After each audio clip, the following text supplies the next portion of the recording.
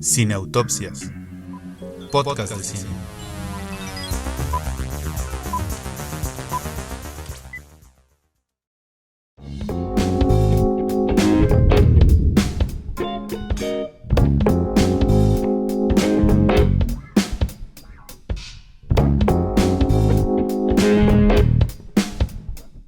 Bueno, una de las cosas que siempre se pregunta uno cuando empieza el año es, pues, ¿hasta cuándo se quita el arbolito? ¿Hasta cuándo te deseas feliz año nuevo? Yo lo dejo hasta junio porque le gusta a mi gato. Y pues también uno se pregunta, ¿hasta cuándo es buen momento de sacar la lista de las 10 mejores películas que vio uno el año pasado, verdad? Entonces, como ninguna de esas preguntas tiene respuesta, pues lo hacemos cuando querramos. Y nosotros por eso estamos aquí un 10 de enero del 2023 haciendo nuestro recuento de nuestras películas favoritas del 2022. Y para eso está con nosotros Ale Vega. ¿Cómo estás? Muy bien, señor Alberto Ruiz, muchas gracias. En mi nunca humilde opinión, el árbol se quita después de los Reyes, porque pues qué tal que no te traen regalo. Se puede desear. Alega, pero la Candelaria hasta los tamales se queda, el árbol se queda. Bueno, es una buena teoría, aunque no sé si nada más por no tener árbol ya no comes tamales, ¿no? Me parece que se podría. Todavía puedes desear buen año hasta el 15 de enero, que me parece. Y debido a que siempre vamos súper atrás en los estrenos de películas, yo digo que incluso hasta febrero se puede hacer la lista. Entonces, mi teoría es esa. Y espero que se me respalde en este podcast. Un placer estar con ustedes. Leonardo Sánchez, ¿tú qué dices? Bueno, lo del árbol ya fue bastante explícito. Y coincido con la señorita Vega sobre que, pues, debido a las distribuidoras y este negocio tan truculento que manejan, pues películas que salen en Estados Unidos como en junio no han llegado. Una de ellas, de la que hablaré en mi número 5, que no creo que veamos llegar a las pantallas del cine mexicano, pero con mucho gusto les paso el link que saqué de TikTok, en donde ustedes van a poder ver esta maravillosa película. Muchas gracias. Porque se tiene que decir, en la sacrosanta Fonda Cinéfila y en Cineautopsias, uno respalda la piratería porque luego no hay de otra. Entonces, en esa eterna discusión de si o si no se ven las cosas en pirata, pues luego no nos queda más, ¿no? Entonces yo digo que habrá que respaldarla, ni modo. No quisiera decirlo en micrófonos altos, pero ya es justo que empezamos a hacer una revolución con el tema. Bueno, por eso las distribuidoras no nos dan bolsitas ni nos invitan a sus premiers por opiniones como esta, pero bueno, está bien, no pasa nada. Perdón, distribuidoras, pero luego se me quedan de ver muchas películas. Leo trae una que sí es particularmente una queja mía, entonces por ahí podemos empezar. Además, o sea, el arte es para todos, no para algunos cuantos, entonces no, yo no estoy de acuerdo ahí, el arte es para todos. Bueno, y en ese espíritu de que el arte es para todos, justo por eso hacemos estos episodios del recuento de nuestras películas favoritas del año pasado, en este caso el 2022. Y si ustedes quieren el comentario extenso de nuestras favoritas 10, 9, 8, 7 y 6, pueden ir al Facebook de Cineautopsias, ahí está el video de la Fonda Cinéfila, donde hicimos ese episodio, bueno, esa fonda, dando razones más o menos extensas, y en este momento únicamente vamos a recordarles cuáles fueron nuestras películas favoritas del 10 al 6 y después de eso ya vamos con la lista del 5 al 1. Así que Ale, venga, por favor, recuérdanos cuáles fueron tus películas del 10 al 6. Perfectamente, va a ser un placer que platiquemos de ellas, sobre todo porque yo sé que ustedes las amaron. En el 10 tengo El hoyo en la cerca de Joaquín del Paso. En el 9, Everything Everywhere All at Once de los Daniels. En el 8, La maravillosa tarde de Todd Field.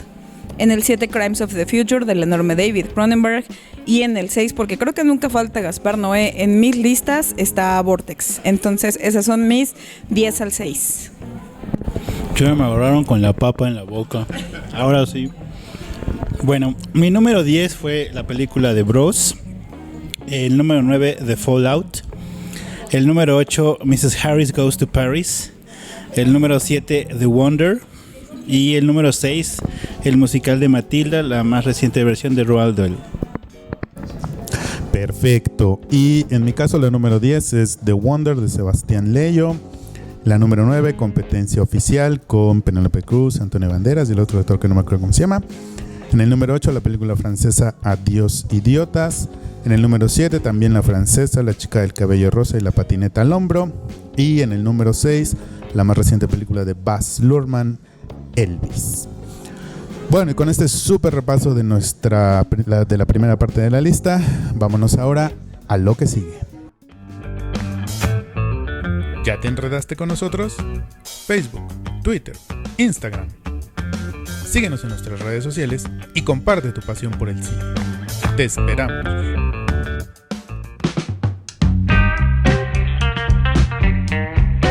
Bueno, entonces vamos a comenzar con nuestras respectivas listas del 5 al 1.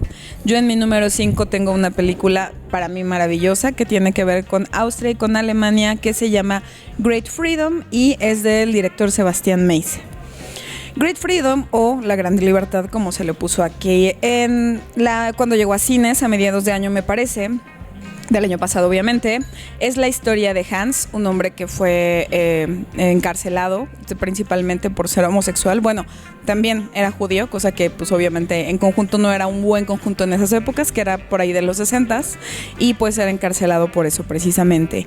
En su celda y tratando pues un poco de vivir la vida como pues a la ligera dentro de un lugar tan incómodo, se encuentra con Víctor, que es un preso que pues es un poquitito más violento, pero también tiene un lado muy humano. Entonces, aunque la premisa parece ser muy sencilla, la relación entre Hans y Víctor, que no tiene nada que ver con un tema amoroso, sino más bien con una amistad que nace pues casi sin querer, es una mirada muy intensa hacia lo que es humano dentro de algo tan difícil como la cárcel, y cómo las relaciones pues salvan de varias maneras, no solo dentro del plano amoroso, sino del plano de la unión. No quiero dar mucho spoiler, pero durante la película Hans pues nos cuenta, o podemos ver algo de sus amores, y pues van desde los más intensos hasta los más sencillos, y todo tiene que ver con que Hans es muy fiel a su persona y con que no permite que incluso estando preso le cambien la forma de ser, no nada más en el plano de las preferencias sexuales, sino la persona que él es y cómo él se dedica también a ayudar un poco a los demás. Eso es a grandes rasgos Great Freedom. Es una película padrísima que sí retrata pues una realidad, que fue este párrafo 175 en el que se criminalizaba la homosexualidad, y pues Franz Rogowski, que es el protagonista y que es uno de mis crushes cinematográficos, lo hace maravilloso, y mucho tiene que ver con lo bien que se transforma conforme tiene diferentes looks, y estos looks ayudan a que uno pueda revisar el paso del tiempo dentro de la estancia en la prisión y lo bien que se desarrollan las relaciones dentro de ellas. Entonces Franz Rogowski es maravilloso, la película es súper bonita y es súper enternecedora. Ella, a pesar de no ser para nada realmente muy explícita ni muy sórdida, logra su cometido Sebastián Meise. Entonces esa es La Gran Libertad y ese es mi número 5. Y me parece que el señor Leonardo Sánchez Lavión nos puede contar qué le pareció. Sí, y aquí va toda mi verborrea sobre películas de género que debía haber visto antes de esto. No, es bastante refrescante ver una historia así, porque aunque el mismo director lo subraya sobre que no es específicamente una historia sobre estos acontecimientos que dan pie a la lucha de los derechos y sobre todo de los derechos de la comunidad LGBT, hace especial mención sobre el artículo 175, ¿no? Y de hecho, digo el párrafo 175, que había 175A y 175B. Haciendo un poco de remembranza, pues cuando Alemania es dividida en la Alemania comunista y en la Alemania más capitalista, se quedan estos artículos que pues la justicia nazi había pues proclamado. En la Alemania comunista es muy curioso, se abole este artículo, pero es en la capitalista que sigue. Incluso, bueno, en la película sale un reportaje en donde se evidencia que se abole, pero realmente lo que hace es que se reestructura. O sea, sigue siendo ilegal, pero solamente con personas mayores de edad, mayores de los 18 años. Y no fue sino hasta 1994 que o sea, es que no tiene nada. O sea, es hace 20 años que todavía sí, era así ilegal. Justo como que uno no dimensiona esas cosas hasta que te das cuenta de que fue como que a la vuelta de la esquina. O sea, ya estábamos todos aquí siendo jóvenes y apenas estaban aboliendo ese tipo de cosas. Entonces, sí, aquí es donde uno magnifica lo que ha sido esa persecución horrible, ¿no? Y entonces yo creo que por eso la historia es tan refrescante un poco, porque una persona no se atreve a aventurar lo que el personaje de Franz Rogowski había vivido, ¿no? Primero por ser judío, y además judío homosexual, entonces las tenía todas las de perder ese hombre. Y pues dentro de la historia parece bastante interesante cómo es que no concibe su vida. O sea, su vida siempre es parte del sistema penitenciario. Es parte ya de su modus vivendi y bueno, ya le es bastante natural. Incluso le es natural que lo encierren en este lugar en donde lo meten semidesnudo. Pues como una especie de castigo, ¿no? Entonces él ya lo ha aceptado, él ya sabe que así va a ser su dinámica. Y me parece muy interesante cómo lo empiezan a manejar cuando el artículo se modifica y entonces él no se halla o no se ve, ¿no?, siendo otra persona sin el mismo artículo. Es una cuestión bien interesante, por eso me gusta mucho cómo lo maneja Mace.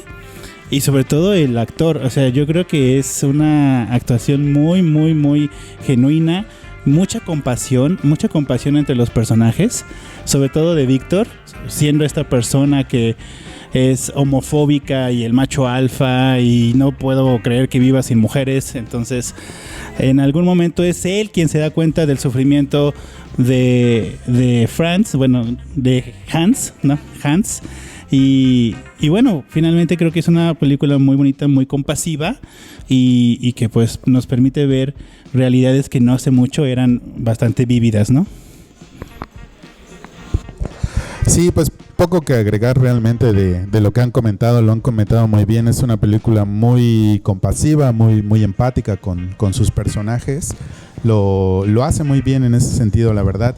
Y bueno, yo nada más agregaría que creo que la principal valía de esta película está en ser una película sobre la construcción de una amistad y esa amistad basada en la aceptación y en el desarrollo, evolución, crecimiento del amor entre dos personas, ¿no? Sí creo que más allá del tema de la homosexualidad y del tema del machismo, la película va más sobre cómo dos personas se pueden encontrar y pueden construir una amistad, sobre todo siendo dos personas que se encuentran en la periferia de la sociedad, ¿no? Entonces creo que vale mucho la pena ver la película más allá de las preferencias sexuales de los dos personajes principales y verla como una búsqueda en el rincón más oscuro de la sociedad, una búsqueda sobre cómo conectar con los otros a pesar o gracias a lo que son. Entonces está bastante bien La Gran Libertad. Bueno, ¿quieres decir algo más, Salvega? No, nada, solamente que me dio mucho gusto que les gustara, porque ahora veo que sí. No me dijeron si les había gustado, entonces viene a ser una sorpresa para mí, pero sí me gusta lo que dijo Alberto. También tiene que ver con una improbable amistad y que realmente sí, muchas veces esas uniones que son bien valiosas no nacen precisamente de que uno tenga gustos en común o de que las historias sean parecidas. Y de verdad es atípica y es diferente y uno no esperaría que esto sucediera y sucede, y eso también es súper enternecedor y sí me parece muy valioso el comentario. Entonces sí, qué bueno que les gustó y sí, veanla, está en Movie, Great Freedom, es una de las más los estrenos más bonitos que tiene, entonces sí, veanla. Muy bien, Ale Vega. Mi número 5 es una película, es una especie de cortometraje, no, tiene un nombre, mockumentary. Ese lo aprendí apenas. Se llama Marcel the Shell with the Shoes On. Y es una especie de película, es un documental a través de la ficción que narra la vida de Marcel, que es un caracol de 1 pulgada de alto, que vive con su abuela Connie y son los únicos residentes en una especie de Airbnb, en donde llega a vivir Dean, que es realmente el director de la película. Y él está rentando ese lugar porque se acaba de separar y empieza a encontrar en Marcel una interacción que le ayuda a distraerse y sobre todo encuentra una historia muy bonita y compasiva. Al parecer había muchos más miembros en la comunidad en ese Airbnb y por una cuestión que no contaré para que vean la película, solamente se quedan Marcel y su abuela. Y entonces pues a lo largo de la película, a través de ese documental y las pequeñas escenas que empieza a publicar en redes sociales como YouTube, TikTok y demás, Marcel se vuelve una estrella, ¿no? Todo el mundo empieza a reconocerlo, van a la casa, empiezan a tomarse fotos, pero a él lo que le interesa es encontrar a su familia, pero muy poco pues se puede hacer con lo que está logrando el cinematógrafo.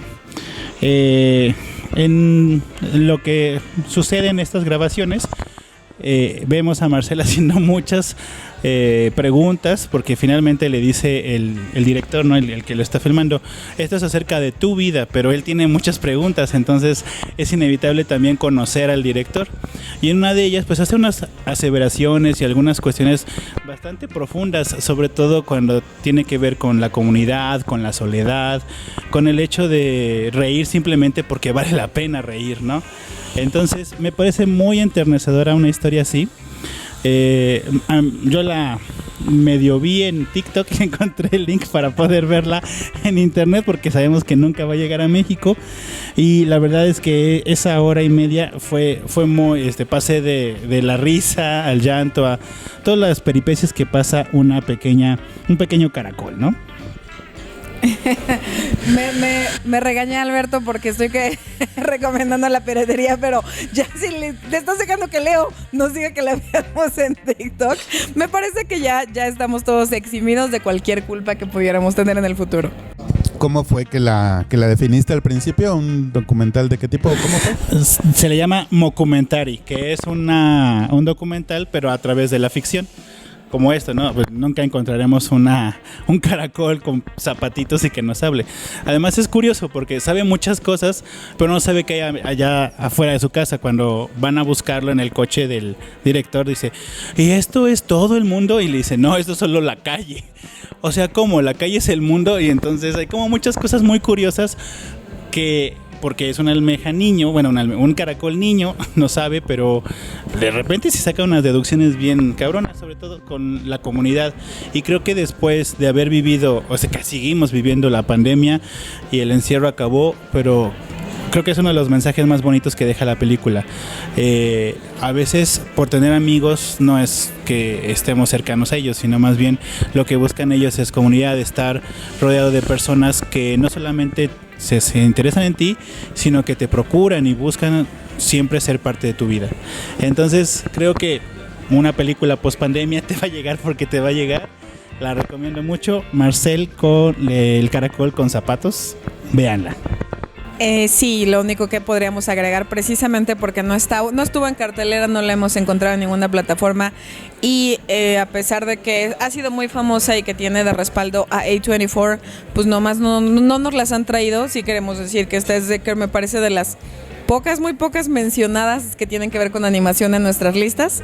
Entonces, efectivamente, y por recomendación de Leo, y porque tampoco tenemos un mockumentary, que fue lo que dijiste, justo tampoco lo trajimos, y esas dos propuestas juntas me parecen súper llamativas. Entonces sí deberíamos de buscar la manera de ver, como sea que sea, ya no vamos a decir específicamente dónde, Marcel the Shell with the Shoes On.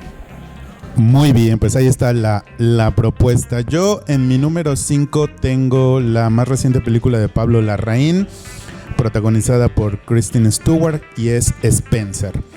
Esta película y otra que voy a mencionar más adelante, básicamente las puse en mi lista porque creo que revelan, en el caso de Spencer, a un gran director, a un autor cinematográfico como lo es Pablo Larraín.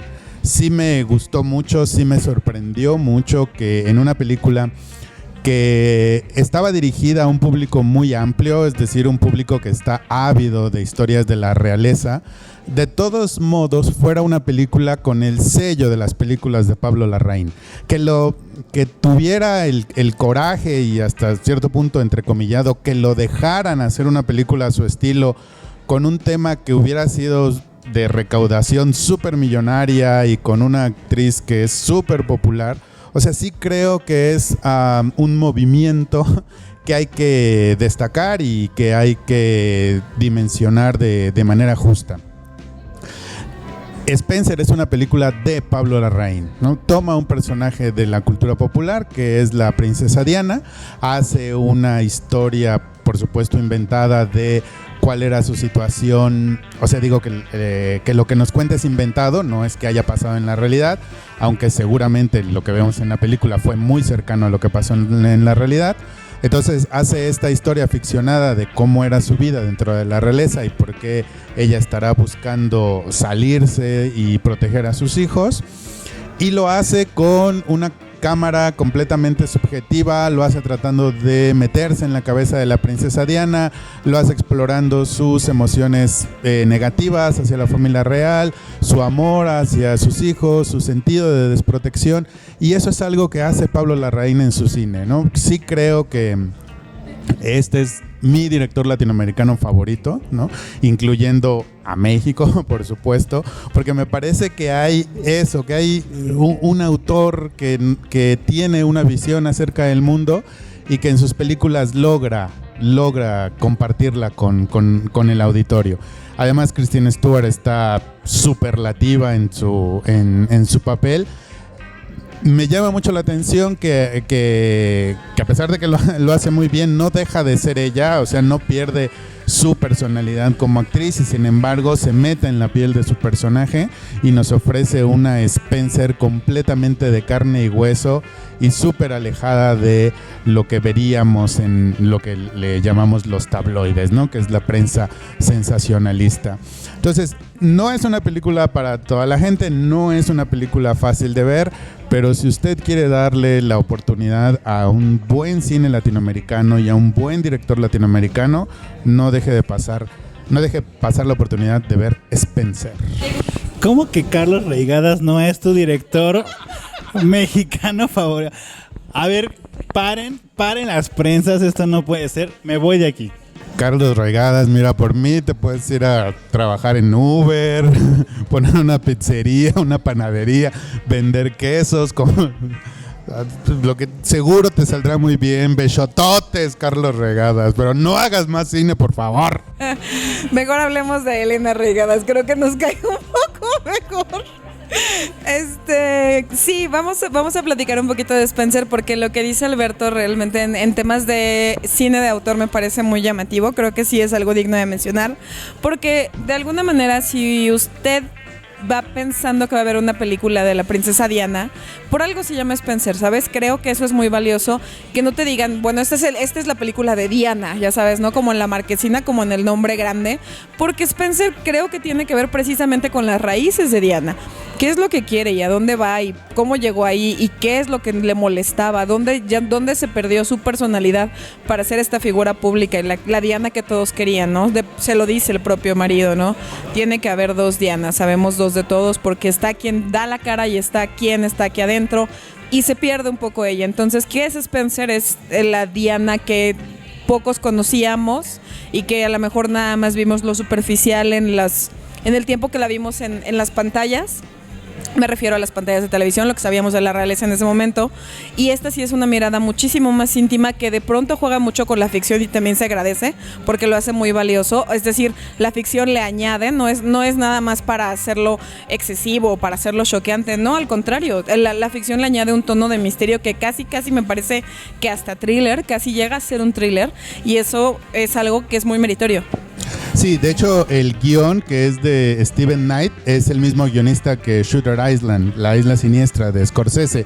Entonces es esa misma atmósfera, es ese mismo tipo de personajes, ese mismo intento de meterte en la cabeza de un personaje y Spencer también tiene sus toques de thriller, efectivamente. Eso es lo que me gusta mucho, me gusta, o sea, te digo, ya no estamos hablando de, bueno, es que es una película autobiográfica, que a Leo le encantan esas. Entonces, ya esto va mucho más allá, no solo es súper íntima, también se juega un poquito con la ficción, pero para bien. Entonces, un conjunto de cosas padrísimo, padrísimo. Como bien dijo Alberto, Kristen Stewart está de otro planeta, a mí me parece que le robaron el Oscar. Y creo que sí, en algún momento se lo va a ganar porque esta mujer siempre va más, siempre hace algo mejor que lo anterior. Y yo creo que en algún momento la vamos a ver ganándose absolutamente todo. Y sí, Spencer, por donde la veas y lo que le quieras criticar, es buena en todo. Además es bastante refrescante porque pues ahorita tenemos muchas cosas que tienen que ver con la realeza, ¿no? Tenemos la serie de Crown, va a salir o próximamente ya está lo del príncipe Harry, y luego a una serie de anécdotas sobre su madre también. O sea, su madre, aunque ya no esté hace mucho tiempo, sigue siendo la protagonista de la casa real. O sea, ¿qué nos dice eso? O sea, ¿por qué seguimos hablando? ¿O sigue siendo el centro? Ni porque la reina acaba de morir. O sea, tuvo más, la eclipsó algo, nada. O sea, no, o sea, sigue siendo la más importante, la que se lleva el mérito, la que tiene, pues como dicen, ¿no? Es la reina de corazones. Perdón, es que usted no se da cuenta, pero a mí se me olvida desmutearme, como en la vida real. Entonces, vamos a nuestros números 4, porque ya hicimos el recorrido de las 5, que fue Marcel de Shell with the Shoes On, fue Spencer, y la mía fue Great Freedom. La número 4 que yo tengo es una película de la que todo el mundo va a hablar maravillosamente bien, y yo sé que tienen puras buenas reseñas y la amaron y quieren volver a verla. Es la película del director tailandés Apichatpong Weerasethakul y se llama Memoria. Usted no lo está viendo. Aburrida. Usted no está viendo las caras de estos hombres, pero claramente les fascinó, la amaron. No pueden con la emoción. Memoria es una película en la que, bueno, es protagonizada por Tilda Swinton, que es una mujer que se dedica a la botánica y se llama Jessica. Jessica empieza la película escuchando una especie de sonido, como si fuera un retumbo. Ese retumbo ella no sabe de dónde viene, puede ser que venga del exterior, puede ser que venga de la calle, incluso puede ser que lo haya soñado porque ella estaba durmiendo en el momento en el que se da cuenta de que sucede el sonido. Eventualmente, buscando encontrar la razón de ese sonido, Jessica se pone un poco a hacer introspección de ella misma y de dónde está habitando en ese momento, que es Colombia, de este sonido y de las razones por las que existe. Y ahí es donde se pone más complicado y donde a Alberto le fascina la película, porque Apichatpong lo que hace es no necesariamente explicar dónde está la razón, sino más o menos mostrar de dónde viene algo que puede retumbar en nosotros, que eso es lo que a mí la película me hace un eco maravilloso.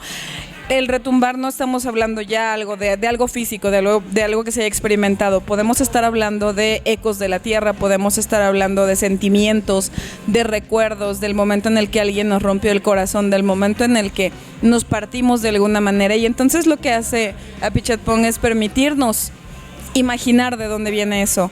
Y es un escenario súper natural, es un viaje por Colombia que vale mucho la pena de dimensionar, porque son estos lugares como muy salvajes incluso, que permiten que Jessica haga esta introspección y que también pueda derivar en las razones por las que existe el sonido. Las razones pueden ser tan variadas y pueden ser tan intensas que la película llega muchísimo, y es muy emocionante intentar entender lo que está transmitiendo el director, y eso es muy, muy, muy valioso. Creo que es una película que en lo etéreo que tiene yo no había visto un experimento parecido. Me parece que es muy del cine de Apichatpong, pero no por eso es algo que ya la hayamos visto o que sea una idea repetida.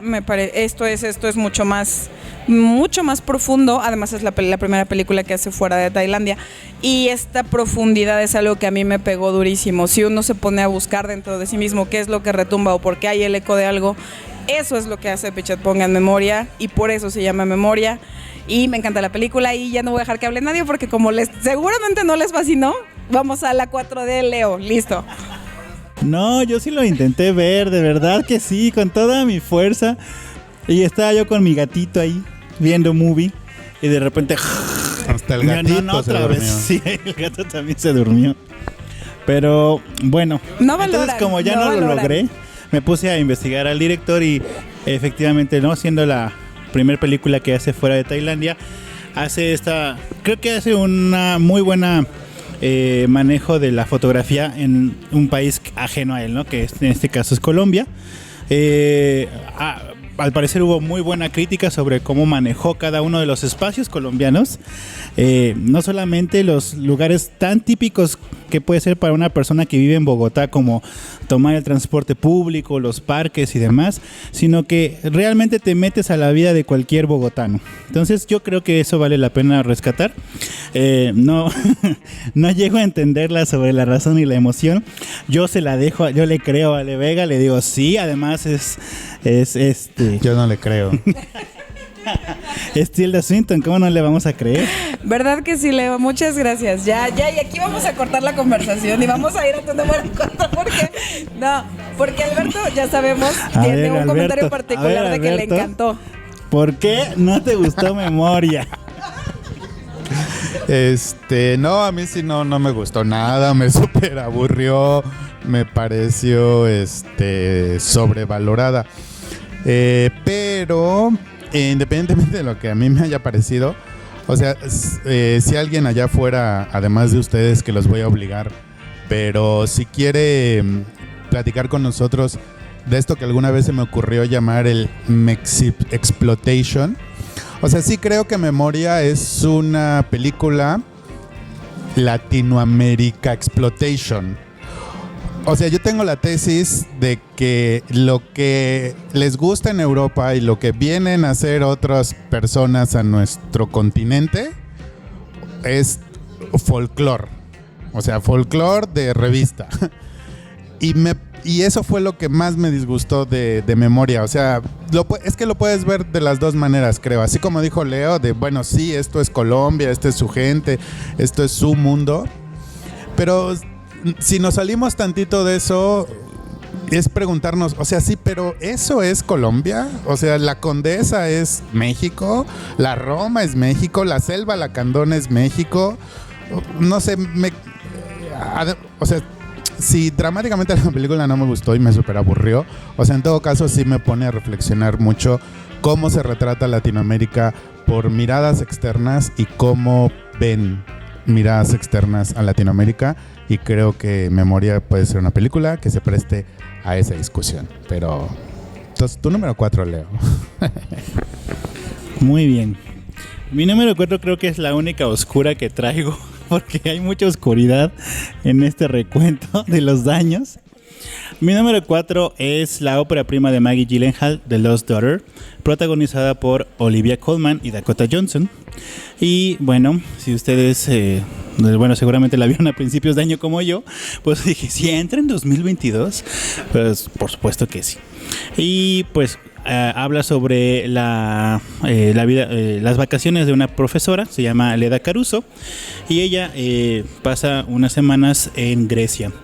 Estas vacaciones se ven interrumpidas cuando visita la playa y a lo lejos se ve una familia italoamericana que es bastante ruidosa, es bastante louder. Bueno, gritos por todos lados. Lo que en un lenguaje coloquial se llamaría una familia bien catarro. Esa era. Y entonces identifica el personaje de Olivia Colman, Leda, a Nina, que es Dakota Johnson, y ella se ve reflejada en muchas de las actitudes como madre, ya que Nina tiene una hija más o menos de la edad en la que ella empieza a recordar cuando se cuestiona sobre si es realmente una madre natural, ¿no? Incluso se llega a decir ella misma unnatural mother, por este deseo de no seguir siendo madre, porque prefiere tener otro tipo de diversiones, otro tipo de intereses más allá de una familia, y qué tan castigada podría ser desde el punto de vista social, desde el punto de vista maternal, desde el punto de vista de ella misma, en el que sus hijas no sean su prioridad. Y pues vale la pena decir que no lo fueron, porque justamente fue esa la catarsis a la que llega en cuanto ve esa relación entre Nina y su hija. regresan los flashbacks, cómo ella prioriza su carrera, busca nuevas formas de relacionarse con personas, y sobre todo intelectualmente. Yo creo que desde ahí yo veía que ella se sentía muy frustrada porque ser una madre no era ni por 5 lo que quería ella hacer. Es una... también sale ay, se me fue el nombre del muchacho acá, Paul Mescal, que sí, Paul Mescal, papacito Dios. Sí, es el bar, el que con el que tiene la aventura esta. Sí, ahí está, ¿ves? Y yo dije, ay, pues sí, todo tiene un porqué en mi lista. O sea, Paul Mescal tenía que estar. Es que a mí me pareció más atractivo el maestro con el que liga. Cuando deja sus hijas que se va como al tema del evento, me pareció mucho más guapo el maestro, perdón. Pues como con Paul Mescal me pasó de largo. Dakota Johnson, ¿qué les pasa? ¿De quién están hablando? Dakota Johnson, ya es todo lo que voy a decir de esta película. Dakota Johnson. No, es que necesitamos un aliado para Alberto en estas cosas. Pero bueno, entonces es un trabajo fenomenal. Yo creo que es un gran atino de Maggie Gyllenhaal que haya tomado esta novela. Se me fue el nombre de La hija oscura de Elena Ferrante. Exacto. Mira, que Ale Vega me respalda. Y Ale Vega sí hace la tarea. La tenía, pero tengo como 5 hojas porque vimos 14 películas al parecer. Bueno, y grandiosa, muy buena. Creo los cambios sutiles que le hizo del filme a la novela me parecen muy acertados. No quiero decirlos para no hacer spoiler, pero si ustedes tienen la oportunidad de leer la novela, supongo que Ale Vega la leyó, hay unos cambios que yo creo que son bastante buenos y sobre todo dejan que el espectador pueda recrear un final justamente en donde la ironía y la cuestión de la maternidad se pone en juicio, ¿no? Bueno, ese es mi número 4. No sé si Alberto tiene... Ale Vega. Nada, es que ahorita vamos a la gustada sección. Pero todavía no, porque a mí se me gustó. La hija oscura me encanta. Yo no me imaginé nunca. Digo, Maggie Gyllenhaal es una mujer sobre experimentada en el cine por la cantidad de cosas que ha hecho y que lleva toda la vida en la industria, pero no me la imaginaba como directora y disfruté muchísimo la película. Para empezar, como bien dijiste, basado en la novela de Elena Ferrante, la realidad es que agarró tal cual la novela y la puso en la pantalla. Agradezco infinitamente que haya sido tan apegada a la novela. Me gusta muchísimo que le haya cambiado casi nada y lo que le cambió, lo cambió para bien. Entonces me parece extraordinario. Olivia Colman, por supuesto, es una diosa, es Dios en la vida y creo que no hay pero que yo le pueda poner porque incluso a mí yo no soy fan como aquí alguien de Dakota Johnson, pero aquí me parece que lo hace increíble, me parece fantástico. Es el primer papel que yo le veo en el que de verdad me parece destacable ella y esa pareja y el ver las dos maternidades, que además son dos maternidades que están unidas por este hilo como de hastío, ¿sabes? Como de alguna manera no estoy a gusto con esto y eso es bien difícil de retratar de una manera que no se vea como monstruosa, ya sabes que si no eres la mamá modelo eres monstruosa y aquí es mucho más honesto con dos actrizazas que lo hacen mucho más natural y me parece que la dirección funciona para todo. Yo sí de verdad agradezco y por eso la película me gustó tanto que se pareciera tanto al libro y ya quiero ver qué más hace Maggie Gyllenhaal. Si va a adaptar otra cosa ya me urge ver qué es porque sí, lo está haciendo esa increíble. Combinación quedó muy bien, Maggie Gyllenhaal, Olivia Colman y Dakota Johnson. Dakota Johnson, mi gente, por favor.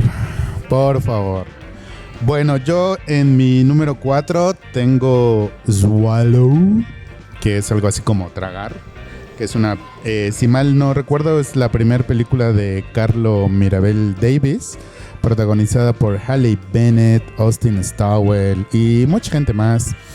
Y a ver, a mí Swallow me parece una película extraordinaria porque creo que es como lo que debe ser una ópera prima, ¿no? Es decir, una película con una historia bien contada, chiquita, bien delimitada, un tema claro y unas actuaciones, en este caso, pues bastante contenidas, pero al mismo tiempo muy expresivas.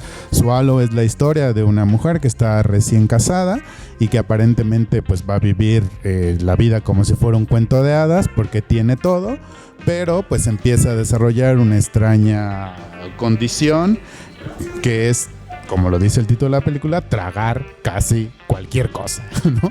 que le pase por la tráquea, ¿no? Entonces, me gusta mucho esa metáfora visual con la que juega la película, de las cosas que se va tragando, del momento en el que se nos va tragando. Me gusta mucho la forma en la que la casa se convierte también en una forma en la que estamos viendo las emociones, los sentimientos de esta mujer. Cuando vemos el rojo, el naranja, el azul, me gusta mucho que ella está diseñada como una especie de ama de casa perfecta, pero lo que la estamos viendo hacer dista mucho de la perfección. Los personajes que hay a su alrededor son terribles, los odias, no tienen cero empatía hacia ella, son totalmente disfuncionales, y entonces uno va navegando a través de sus emociones, a través de su circunstancia, a través de esa falta de empatía y de amor que hay a su alrededor. Uno va navegando con ella a través de la película, y pues sí es una película oscura, no te va a llevar a un lugar bonito, entre comillas, como lo podrá hacer The Great Freedom o The Lost Daughter, no te va a llevar a un lugar, aunque sea pequeño, pero de esperanza o de bienestar, ¿no? Es una película que sí se aferra, y creo para bien, a su rudeza innecesaria, a su toxicidad, ¿cómo se llama cuando el metal se pone verde? Ay, se me fue la palabra. A su oxidación. Exacto, ¿no? Por su oxidación. O sea, creo que es una película que con el paso de los minutos se va oxidando, y tú vas viendo de manera desesperada eso y no puedes hacer nada para detenerlo. Y genial. Muy buena película. Alvega. Sí, contrario a la gustada sección de por qué no nos gusta la película, sí nos gustó la película. Sí, Carlo Mirabella creo que hace un ejercicio importante para hacer la primera película y para aventarte a hacer algo como un tema tan, voy a usar la palabra en doble sentido, tan ríspido. No es cosa menor decir, bueno, una ama de casa perfecta, porque además, como bien dice Alberto, es perfecta en todos los sentidos, ¿no? La casa, la familia, el vestuario, el peinado. A mí me parece que su peinado refleja un montón, y la forma en la que va cambiando conforme ella se empieza a, pues, digamos, a transformar, es muy llamativo. Todo el lenguaje cinematográfico que se utiliza para hablar de lo que está pasando con ella es muy valioso. Esto, para hacer la primera película de alguien, no es menor, y me parece que también por ahí trae Leo una película que también es no para prima y que es igual de intensa y de buena en lo impresionante que es que alguien decida hacer su primera película y sea estas bellezas, ¿no? Lo de la historia de la perfección me gusta muchísimo porque sí tenemos que cuestionar qué está pasando con esta mujer para hacer algo tan drástico como lo que está haciendo, pero al mismo tiempo tampoco podemos juzgar, y me parece que eso sí es una lección al público. No podemos juzgar y decir, es que cómo le va a pasar algo, porque no sabes qué está pasando dentro de ella, qué siente, qué piensa, por qué está haciendo algo que es peligroso para ella. Tiene que ser algo importante, entonces no nada más podemos pensar que está loca y ya. Hay algo profundo ahí y tenemos que empatizar, que es lo que no pasa con su familia, y eso nos enseña la película, y es bien importante, porque visto de fuera cualquier caso similar podríamos decir, pues puta, es alguien que está loco y ya, pero no es cierto. La realidad es que hay algo de fondo, hay algo que sí tenemos que revisar, y sobre todo no juzgar y ser empáticos con la gente, porque eso es lo que demuestra Swallow, que aún teniendo la vida perfecta seguramente hay algo al fondo que no podemos criticar, sino más bien intentar empatizar con las cosas. Bueno, Alberto, cuando tienes una buena película, ¿eh? La verdad es que yo no esperaba mucho de la lista de Alberto, porque dije, ha de ser, es que sus películas del siglo XX de México. Yo inventé este podcast, como que no esperaba mucho de ti. Ay, Alberto, es que ya te conocemos las mañas.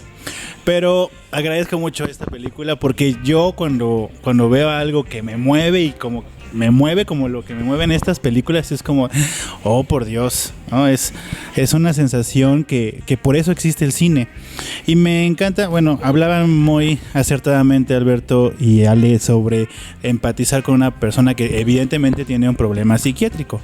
Y creo que ahí podemos catalogar a todas las enfermedades que así son valoradas, ¿no? Tal vez no solo la pica, que así se le dice a esto de comer objetos y pues con el tiempo se vuelve una adicción, sino que con todas las otras enfermedades, ¿no? Llámese depresión, llámese ansiedad, incluso pues llegamos a valorarlas como simples bromas, ¿no? Pero cuando una persona realmente empieza a desarrollar síntomas como la chica, pues, ¿qué sucede? Pues se encasilla en esta esfera semántica de lo loco, de lo absurdo, de lo que pues es tu problema, y más que ayudarla, pues se juzga. Y me gusta mucho cómo lo retrata, una enfermedad mental a través de lo que la chica es y por qué es así, hacia dónde la lleva y con quién la lleva. Entonces ahí con quién la lleva yo estaba, no mames. O sea, yo cuando llegué a esa parte dije, no, pues es que esta va a ser el boom. Y sobre todo la afirmación que le hace hacer a esa persona, así yo me quedé como muy, bueno, fue una especie de sensación ahí de, ¿ves? Tú vales, o sea, como estás bien, chica.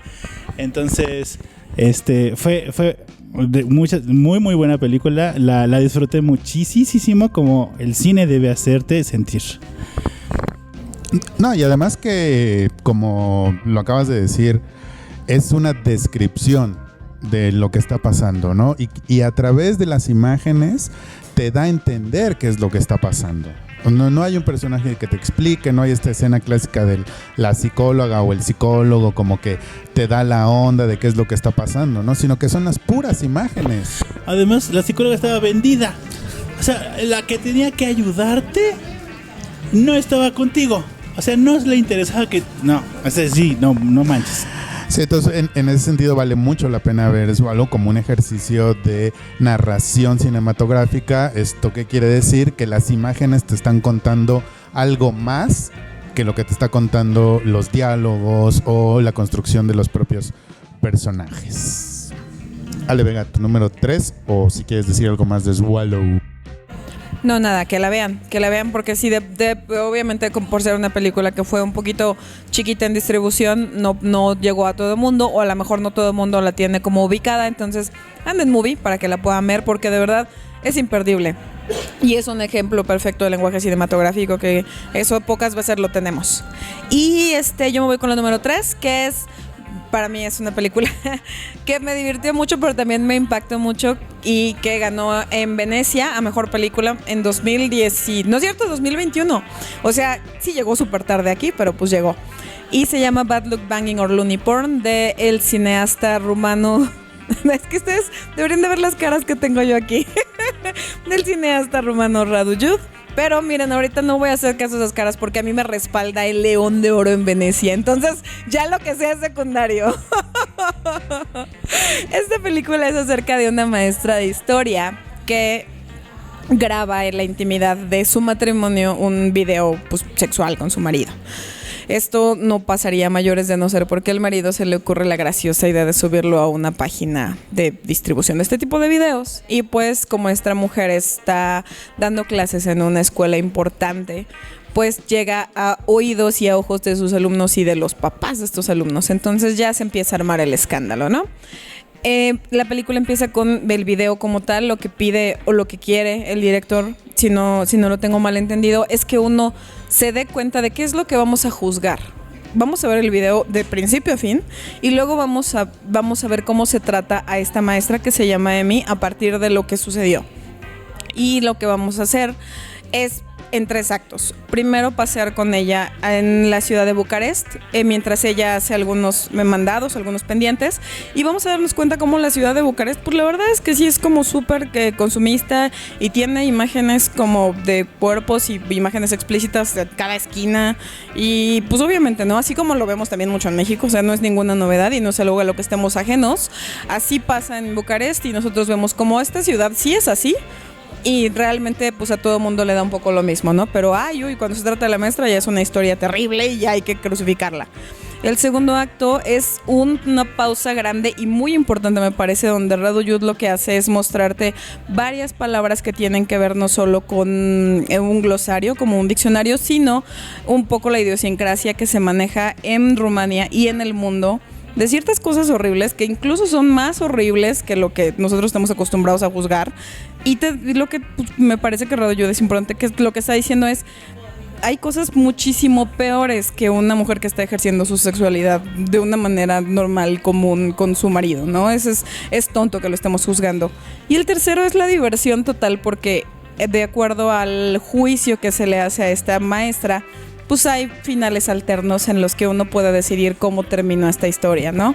Puede ser desde la peor forma hasta la manera más chistosa. Y así es como en 3 actos Radu Judd lo que quiere platicarte es: en la vida diaria y en la calle y en la existencia hay cosas mucho peores y mucho más angustiantes que estar fijándose o cuestionando la vida sexual de alguien. Y pues esto lo hace de maneras muy, muy específicas, muy divertidas. Y es una película que impacta también porque si uno no conoce la cultura o cómo se maneja también Rumania y algunas ciudades parecidas que también tienen que ver con lo bélico y demás, pues sí queda impresionado con que por la religión y lo bélico sí son cosas mucho peores que lo que le están juzgando a la maestra. Y en general, bueno, es una película súper distinta, no se me ocurre nada que se pudiera parecer a esta cinta, y por eso la recomiendo mucho, porque está como para cuestionarse qué es lo que escandaliza a cada quien y que dejemos de ser tan tontos en ciertas cosas. Creo que nos lo dice con todas sus letras Radu Judd y se agradece. Y por eso es mi número 3, que es Bad Luck Banging or Only Porn, que pues también está en Movie, afortunadamente. Señor Alberto, ¿por qué no le gustó esta película? Vaya usted a su sección. Ay, dale, Vega. No, no es que no me haya gustado, solo ya voy a crear esa categoría de películas que me dejaron pensando, ¿no? Luego a lo mejor no me gustarán, ¿no? O sea, Pinocho me dejó pensando y lo voy a concluir que no me gustó. No, pero dale. Tengo que interrumpir, perdóname, pero es que tú vas a ser la única persona en el mundo al que no le gustó Pinocho. Bueno, no sé, a lo mejor alguien más. Y solo que no lo quiere, solo yo tengo el valor de decirlo, fíjate. No, a ver, pues esta Porno Loco es una película que, o sea, es que sí vale la pena ver y que sí está bien en muchos sentidos. O sea, pero no sé, sí creo que como película sí falla en varios puntos, ¿no? Por momentos sí trata de ser aleccionadora y eso me cayó un poquito gordo. En todo caso, yo pensaría que su valor principal está en el tercer acto, que es el momento en el que van a juzgar a la profesora, porque sí es una condensación, una síntesis, una colección de lo que como humanidad hemos vivido los últimos 3 años, ¿no? Pandemia, religión, militar, educación, presupuestos, valores, no valores, ¿no? Incluso es bien interesante cómo en los cubrebocas que trae cada persona, o sea, cómo se representa una postura, ¿no? De lo que hemos vivido los últimos años. Entonces, bueno, sí creo que tiene varios puntos valiosos en su narrativa. Luego, nada más eso, me cayó un poquito gordo que por momentos me pareció que sí quisiera ser un poquito más aleccionadora, ¿no? Pero no sé si tú la viste, Leo. Ay, sí. Yo desde la tesis ya estoy mal con ¿por qué vamos a juzgar a la maestra? Porque, bueno, y también me cayó un poco eso de la leccionadora, porque en su intento de defenderse decía, pero estoy casada con este hombre. ¿Y qué pasa si no lo estás? Simplemente estás ejerciendo tu derecho a la sexualidad y te grabaste porque eres divertida y jocosa y ya. Y de repente a alguien se le ocurrió subirlo, pero eso fue en contra de tus deseos. O sea, quien debería estar juzgando es a la persona que lo divulgó. Leyó limpia. Entonces, pero es que me parece tan bueno, yo aquí si me meto con la tesis, ¿no? Porque ¿cómo es posible que estemos hablando de esto en pleno siglo XXI? Cuando pues la gente, nada más hay que ver los videos de reggaetón. Entonces, además porque yo soy maestro y porque me desnudo en mis Instagram. Entonces, ¿qué? El día de mañana me van a decir de cosas. Ese en Instagram porque es divertido y jocoso. porque soy Sí, divertido y acuérdense que jocoso. aceptamos donaciones, ¿no? Si quieren fotos especiales, temáticas, cosplay. Pero bueno, sí, no lo hagan, no juzguen a las personas por sus libres sexualidad, porque se sexualizan. No, nadie debe meterse con los cuerpos de los demás. Además, todo mundo lo hace, solo nadie habla de ello. Sí, es que sí es un tema muy, muy importante el que toca en la película, ¿no? O sea, lo lleva al extremo porque es un video porno, ¿no? Pero sí es este tema de cuán pública es nuestra vida pública, ¿no? O sea, por el hecho de grabarte en un momento de intimidad, la grabación ya es de dominio público. O sea, ¿qué tiene que ser ahora la intimidad, no? O sea, un lugar en el que ni siquiera haya espejos, porque no vaya a ser que luego acuses al otro de verte un lugar que no querías que te vieran. O sea, es que sí pone temas interesantes, ¿no? O sea, por ese lado está bastante bien. O sea, sí se pueden saltar como la primera hora y media, llegar al final y tener una discusión interesante sobre ella. Gracias. Sí, es que justo eso es lo que dice y me gusta mucho la indignación de Leo, porque es cierto, porque auténticamente y ni siquiera tiene que ver con que realmente sea tu pareja o tu matrimonio o tú. No, pues creo que lo que está diciendo es, a ver, yo no hice nada extraordinario, no es mi culpa que haya llegado a ojos de sus hijos porque ustedes les están permitiendo que ese tipo de contenido llegue y eso es culpa auténticamente de los papás. O sea, no tiene nada que ver con ella y no tiene nada que ver con un video. Que además, digo, voy a permitirme spoilear un poquitito el video porque es lo primero que pasa en la película, creo que nos den spoiler. Es un video bastante random, no están haciendo nada extraordinario, no mataron a nadie. Pero me enteré que Más o es menos. intercourse real. O sea, que no es actuación. Yo sí me- se ve muy real. Que- Yo o me sea, imagino que es sí ha de real. ser intercourse real. Así es, ¿verdad? o sea, el director puso a sus actores a ti. Me parece que eso sí tengo entendido fueron extras, pero extras que sí se dedican a ese tema. Pero sí, o sea, adelante Alberto. Pero mira, ese sería un metatema interesante. Si los actores son pareja, el haberlos puesto a hacer eso, si no son pareja y los puso a hacer eso, o sea, es que sí genera buena conversación la película. Eso justo lo que dice Alberto me parece que es lo importante. O sea, podemos cuestionar hasta qué punto algo nos parece o no sórdido. Y sórdido comparado con qué, ¿no? Porque incluso Leonardo, perdóname, Alberto está ya diciendo otra cosa que tiene que ver con los actores y con la hechura de la película, que también lleva a que cuestionemos otras cosas.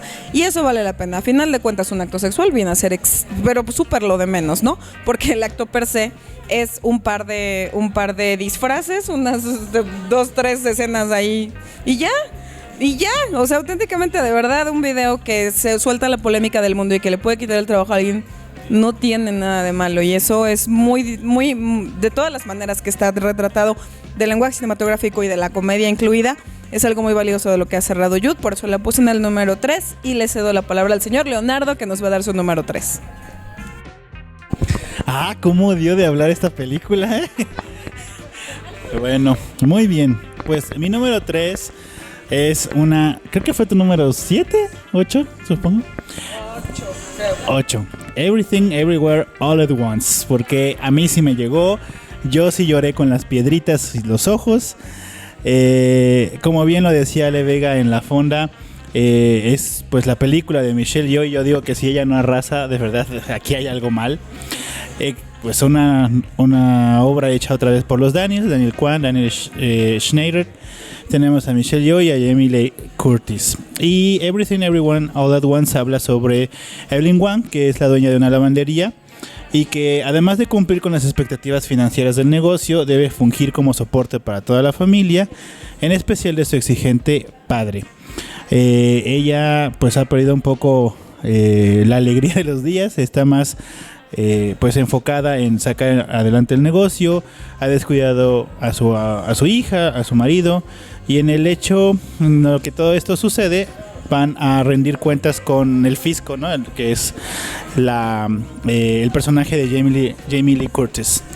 Y justo en esa visita llega su esposo, adopta una nueva personalidad y se identifica como Alpha Waymond, que viene de Alphaverse, porque al parecer hay un multiverso en donde hay muchas Evelyns y muchos maridos suyos, en el que todos ellos tienen vidas exitosas excepto ella. Y muy curiosamente, en todas las vidas en las que ella, bueno, en la única vida en la que ella es exitosa, cuando es cantante, ella no está con su marido. Entonces, el marido que viene de otra realidad, pues le advierte que existe una figura que está destruyendo los multiversos y que está buscándola y que está buscando a la Evelyn que pueda detenerla. En esta trama, pues empiezan a adquirir habilidades de las otras Evelyns, a contar historias, a darse cuenta que las realidades pueden ser sumamente absurdas, sumamente divertidas, y llegan a momentos bastante fuertes a la hora de confrontar a esta amenaza que sigue, que finalmente es su hija, ¿no? Más allá de lo que ya todo el mundo ha hablado, porque fue yo creo que la película del que todo el mundo ha hablado, a mí me gustó mucho el hecho de que se hable de lo que es la importancia de la familia a pesar de que nos encontremos en la rutina. Me gustó el hecho de que dos piedras te hagan llorar de la nada simplemente porque has perdido la capacidad de relacionarte con alguien y a lo mejor simplemente quieres estar en un lugar en silencio apreciando a la otra persona. No, bueno, ya lo había dicho Ale también en la fonda, pero bueno, el vestuario en todas sus formas en las que aparecen tanto Evelyn como su hija, y pues el juego a mí se me hace increíble que solo eran 5 animadores y que todo lo hicieron a través de Zoom en la pandemia y que la película no tuvo más allá de un financiamiento. Como película independiente hicieron una cosa espectacular, maravillosa. Entonces yo por eso la puse en el número 3. Ale Vega, ¿qué más nos puedes decir? Y lo mismo que contigo, la situación de las piedras y sobre todo, ¿sabes qué? Me resonó muchísimo el mensaje de, pues todo es insignificante, ¿sabes? O sea, a veces parece que es algo extraordinario y de vida o muerte y es insignificante. ¿Y por qué no lo tomamos como tal? Eso a mí, que soy una persona sumamente preocupada y ansiosa por todo en la vida, me pegó mucho y me hizo como el boom de decir, pues sí, o sea, comparado con el resto del mundo, sí es insignificante. Y eso es bien bonito dentro de muchos otros mensajes bonitos que si eso lo juntas con unos dedos de salchicha y con Jamie Lee Curtis siendo maravillosa, esa es diversión, esa es mucha diversión. Stephanie Su y sus vestuarios, que rememora a Elvis me pareció así icónico, me parece que va a pasar a la historia como uno de los mejores. Me gusta todo lo que hacen los Daniels y yo venía con mucha expectativa después de ver Swiss Army Man, porque una, ya tiene un ratito que sucedió, y dos, ¿qué haces después de algo como lo que hiciste con Paul Dano y Daniel Radcliffe, no? Y Dios santo, qué buena película, qué bonito mensaje, qué divertida, qué emocionante. Todo lo que le puedes pedir a una película que quieres que te entretenga lo tiene, y además tiene referencias cinematográficas y además tiene grandes actores y además le hace homenaje a Michelle Yeoh. No, o sea, por donde la veas es una maravilla, es fantástica. Y creo que todos los que crecimos con nuestras madres latinoamericanas que tienen sus bemoles siempre, podemos relacionarnos incluso con este tema familiar. Entonces, de principio a fin es una joya la película. Es que yo creo que mi lista viene mucho de las relaciones padres e hijos, porque he estado viendo que está como bien densa eso. No, en general en el año ese ha sido el tema. Ahorita ya está luego la que tienes en el 1, la de los Daughters, ¿no? La de Pinocho también es una de papás e hijos, es la del caracol, por lo que contaste. Sí, es el tema de las películas de este año, ¿no? La relación padres e hijos. ¿Qué más leo de Everything Everywhere All at Once? Bueno, nada más como para cerrar, porque creo que mucho más se ha dicho. Justamente creo que el tino es lo que dijo alguien, ¿no? Esta cuestión de todo tiene que ser de una forma, y si no llegas a esa forma eres un perdedor.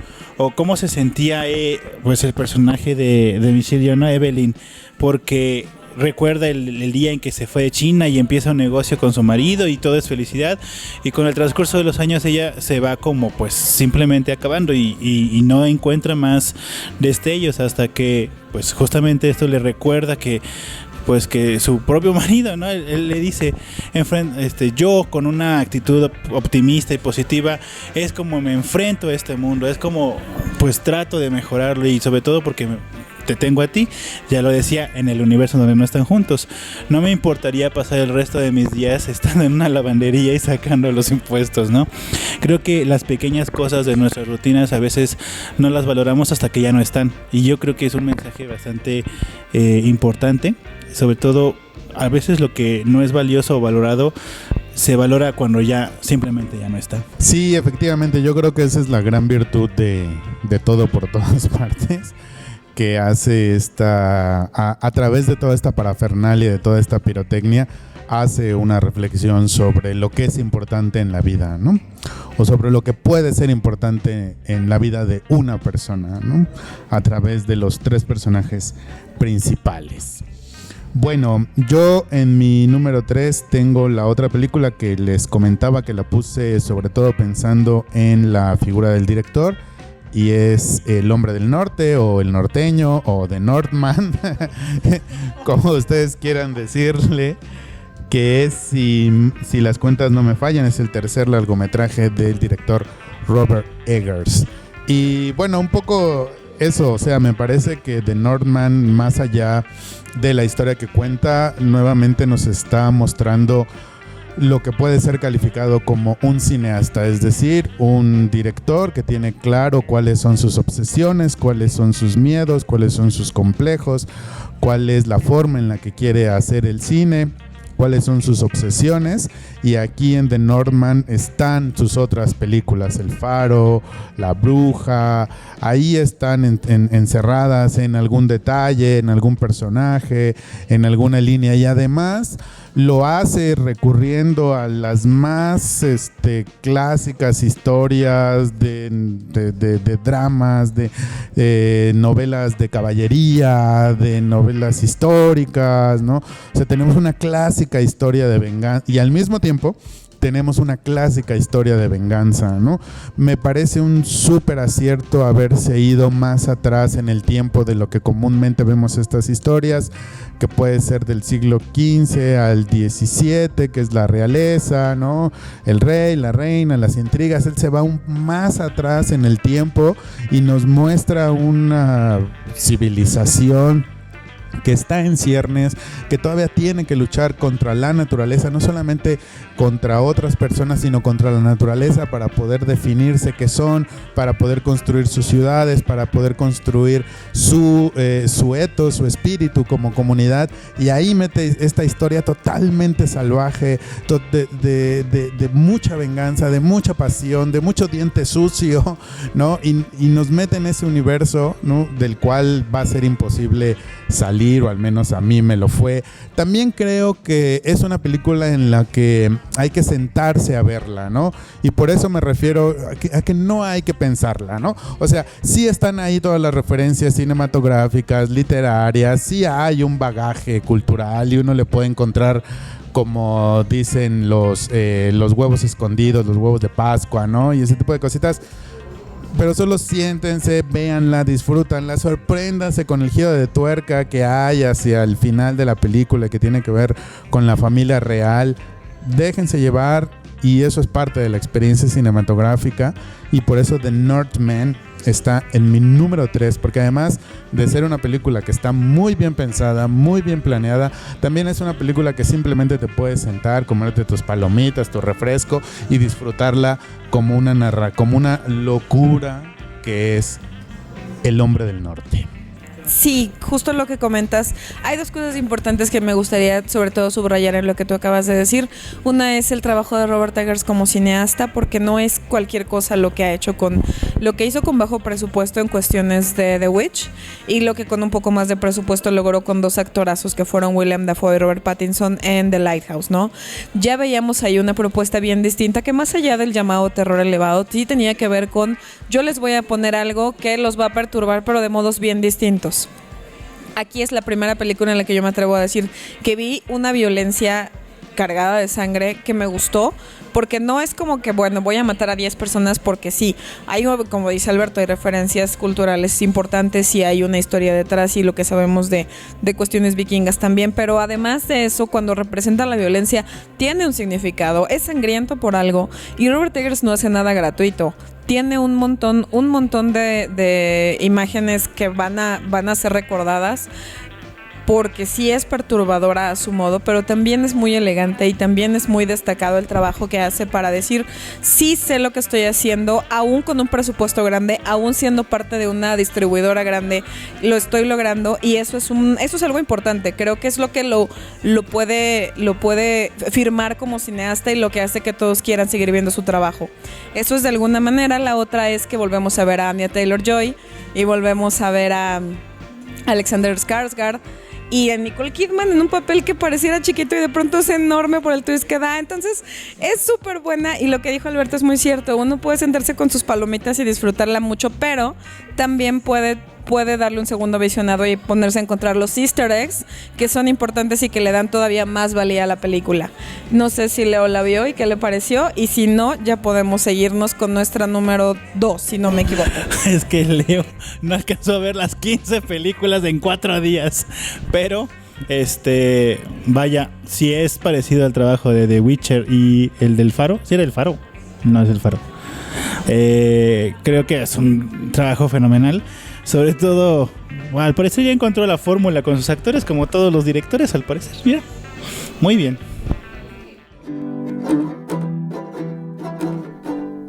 Si te gusta nuestro podcast, nos ayudaría tu opinión, ya sea en Spotify, iVoox, YouTube o Google Podcast. Deja un comentario, una valoración o compártelo con quien más confianza le tengas. Gracias.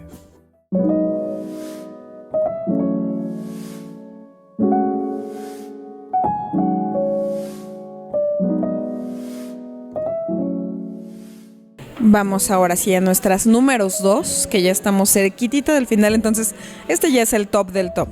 Empiezo yo con una película de Georgia del director Alexandre Koberidze, y esta se llama What Do We See When We Look at the Sky, que se traduce tal cual como ¿qué es lo que vemos cuando miramos al cielo?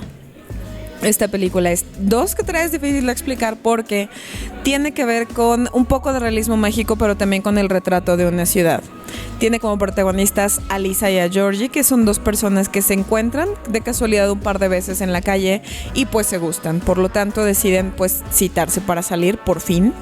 Y cuando lo hacen les cae una maldición. La maldición tiene que ver con que pierden su rostro o la imagen que tenían como tal, y sus principales talentos. El de Lisa es que es una estudiante médica muy prometedora, y el de Georgie es el jugador de fútbol. Entonces, como ellos ya no se ven y ya no, o sea, es decir, ya no se ven como se veían y por lo tanto ya no pueden citarse, pues viven un poco como con esta maldición y con el problema de querer seguir sus vidas dentro de esta nueva normalidad, llamémosle.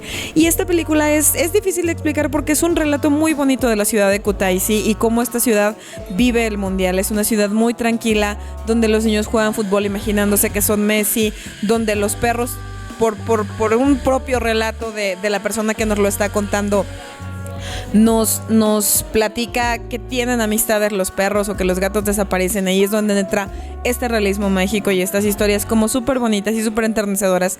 No necesariamente son algo que nos derive en algo muy grande o en una historia que se cierre o en algo trágico, para nada. Es solamente la normalidad y la cotidianidad en la ciudad de Kutaisi, y esto es narrar a través de la normalidad y a través de las escenas comunes de una ciudad tranquila. No es cualquier cosa, y Alexandre Koberidze lo hace de una manera muy bonita. No encuentro otra palabra más que bella, más que muy enternecedora, y es este relato de una ciudad muy hermosa en su simpleza y en su sencillez, que a final de cuentas se traduce en que estas personas quieren ver el mundial y se interesan en él, pero están súper alejados de él. Georgia no participa dentro y a final de cuentas, spoiler alert, ahí retrata a Alexandre Koberidze, que es campeón argentina. Y todo esto es la cotidianeidad de una ciudad que puede no parecernos... Señal de que ya estaba arreglado. Puede no parecernos, no, es que ya le tocaba a Messi. De hecho, la película se llama ¿Qué vemos cuando miramos al cielo?, por el gesto que hace Messi cuando celebra sus goles. Entonces eso tiene mucho que ver con eso. Y lo que dice Koberidze es la cinta no pretende tanto contestar la pregunta, sino más bien imaginarnos cuál es el sentimiento de festejar ese gol o de sentirse cercano al cielo. Entonces es difícil de explicar. Les pido que la vean, que le den una oportunidad en Movie, porque yo me imaginaba que me iba a gustar cuando leí la premisa, pero no esperaba tal calidad de trabajo tan difícil de explicar. Y precisamente porque las palabras no le van a hacer justicia, lo voy a dejar en que la vean en movie. Y ese es mi número 2 de Alexandre Kovaritze, What Do We See When We Look at the Sky. No creo que haya comentarios alternos. Entonces, Leo dice que sí. Es que en este soliloquio, porque además eran 14 películas que ver, entonces sí había que hacer así de, bueno, cuando yo dije, 2 horas y media de una película de Georgia, bueno, solo Ale Vega, por supuesto que sí. Pero no es obligación que las películas duren más de 1 hora con 30 minutos. Una playera que diga. Ya saben que si para Alberto si dura más de 1:15, ya amerita desecharla en el bote de basura de las películas. Es que Alberto es como las leyes de la termodinámica, pero es las leyes de la cinematografía. O te sobran personajes, o te sobra tiempo, o te sobró historia. Pues ya, el discípulo le aprende. Muy bien, entonces yo lo que podría recuperar, porque ya no me la eché, más bien vi la entrevista que le hicieron en el Festival de Berlín. Y el director Alexandre Kovaritze. Alexandre, mi amiguísimo. Al parecer le interesaba como retratar estas historias, fairy tales, que decía que por qué no los adultos pudieran tener una historia de cuento de hadas, y en su muy particular manera de hacerlo, porque al parecer este es su tercer largometraje, ya lo había hecho en algunas otras. Lo que le preguntan mucho sobre la ciudad, porque al parecer ni siquiera era la capital, y entonces en una de las ex repúblicas soviéticas, en donde a lo mejor mucho no pasa, ¿qué puede pasar en la tercera ciudad más grande de Georgia? Y al parecer, bueno, la historia lo retrata así. Otra cosa de las que al parecer hay que hacer mención es que rompe la cuarta barrera. Te dice el director en ese momento, cierra los ojos. Y entonces te los cierras para que a través de los sentidos y de lo que está contándote en su filme, pues puedas vivir la experiencia desde su punto muy particular de vista. Que eso pues me parece algo bueno, algo que le añade.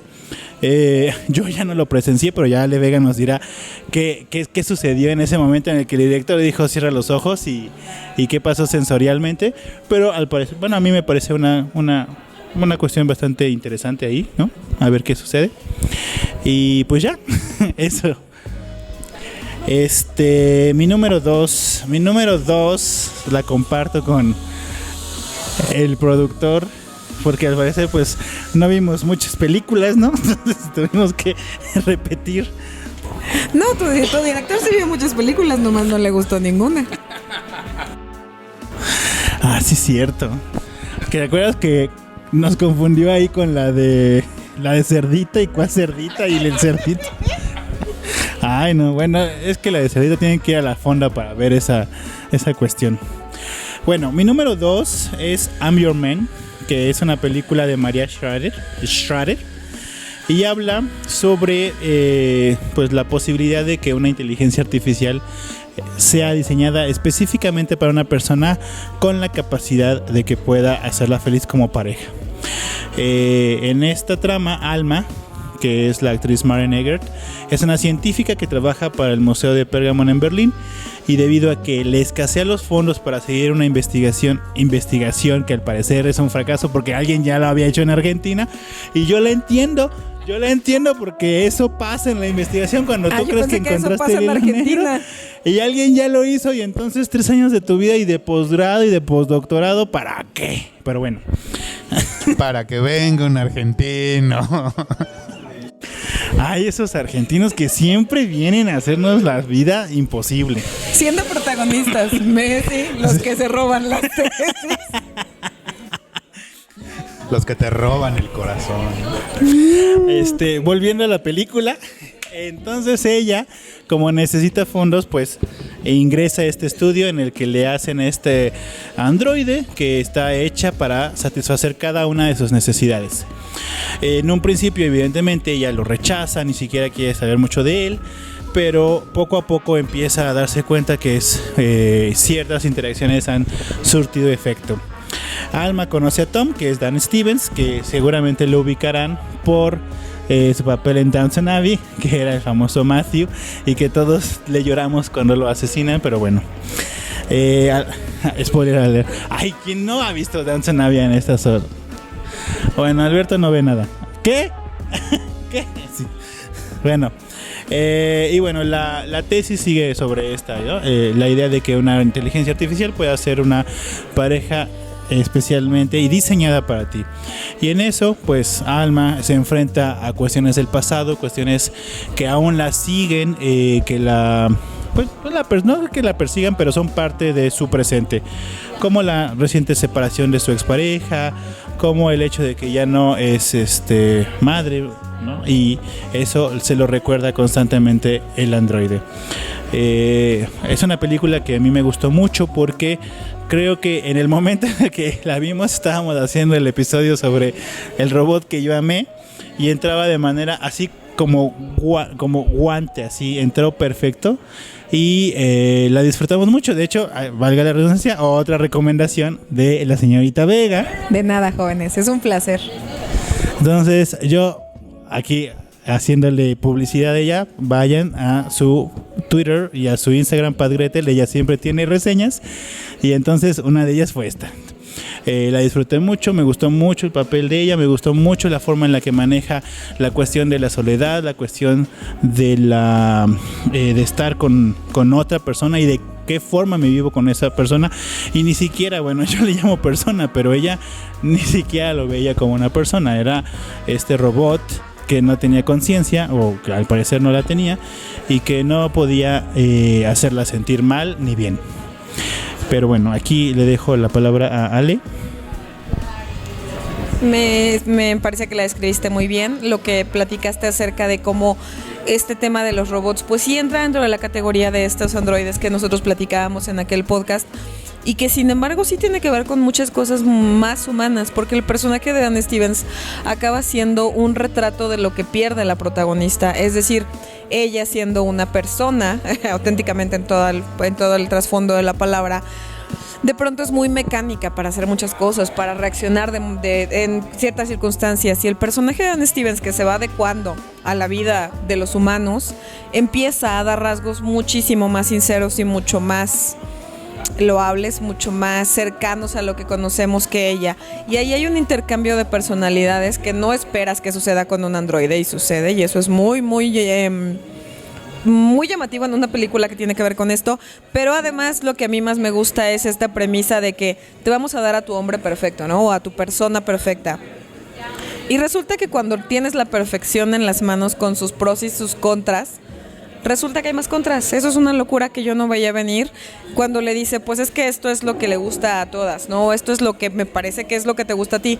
Pues sí, a lo mejor, pero en ese momento no lo quiero. A lo mejor lo que quiero es que sí haya un pleito. A lo mejor lo que quiero es que entiendas algo que hay detrás, que no nada más tiene que ver con que te portes bien y ya.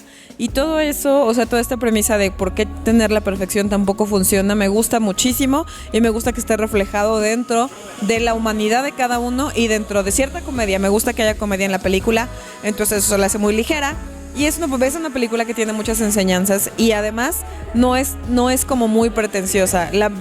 Me parece que Maria Schrader lo platica de una manera muy neutral, muy sin querer aleccionar a nadie, y eso también vale la pena en la película. Entonces creo que no es cierto, no creo, sí está en Amazon Prime. Vean I'm Your Man. Vean I'm Your Man, por favor, no se la vayan a perder por nada del mundo.